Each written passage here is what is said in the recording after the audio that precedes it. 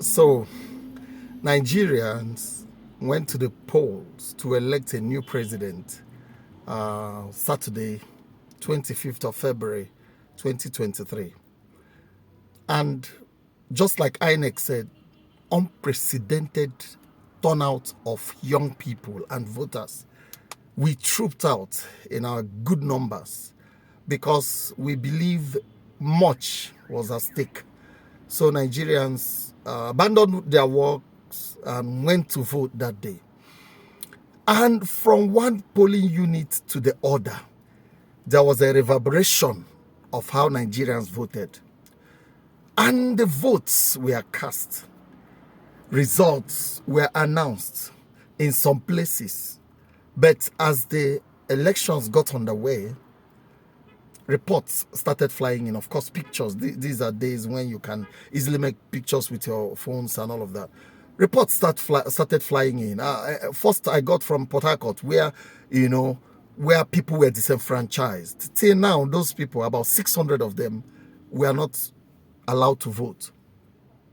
And that happened across board, in several cities in the states of Nigeria. And then ballot box snatching. And we heard that the military and the police were under instruction to be brutal to those that may want to steal the ballot boxes. But unfortunately, they succeeded in snatching those things away. We heard information about governors who were bent on subverting the will of the people. So at the end of the day, we discovered a pattern where a particular candidate possibly had influence. They were disenfranchised.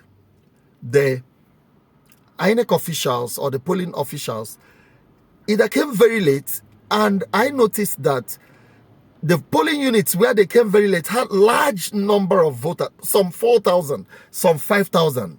Where I voted, we were supposed to be 750. So those large number of PUs, that's polling units, their electoral officers came very late. In Port Harcourt, the information I got, they came without the presidential ballot paper. So the people refused to vote until now. It was not remedied. So what was the pattern? Where the candidates that was most popular had a lot of influence, they were disenfranchised. People were driven away. People came with guns.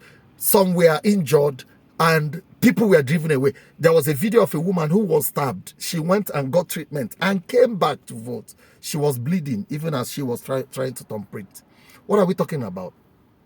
People tried to sabotage in fact, not tried, they did. So while people were being disenfranchised and being frightened and all of that, there was another grand plan. And what was the grand plan? To tamper with the beavers. So immediately it was time to transmit results. Somebody switched off, did whatever they did at the back end. And at the end of the day, the transmissions were not possible. And the INEC chairman was bent on announcing a winner. Even when the electoral party agents raised an objection that the electoral law says that the results should be transmitted electronically. And they were asking the chairman, the results you're calling, they have not been transmitted electronically. The chairman went ahead to call accept the results and announce. Even when we had about 18 political parties that participated in the presidential elections, about 10 of them, party agents, walked away out of anger. But at the end of the day, the INEC chairman went ahead. And as the announcement of the result got late, many of us slept, only for us to wake up early in the morning to hear that Tinubu had been announced as the winner. The entire country went dead. No rejoicing. Everybody switched into mourning mode like somebody died. Quiet, which was, very, very loaded. I mean, the deadness of the country that day had reasons for it, was loaded with meaning, which lets you know the wrong person had been announced. And after some time, real results are being filed in and uploaded. I think the INEC chairman had up to 2 weeks to announce a winner. Your results were not transmitted electronically, and you were bent on announcing them. Why would you not wait? So at the end of the day, he has announced who he wants to, or who he wanted to announce. But we are saying that that's not all. The wrong person will not be sworn in. We know that people voted Obi into this office to be our president. The wrong person cannot win. You cannot subvert the choice. We are in a democracy, and democracy is government of the people. By majority, okay, let me put it like that. It's the rule of the majority. And so this election cannot work. This presidency will not work. Take it from me.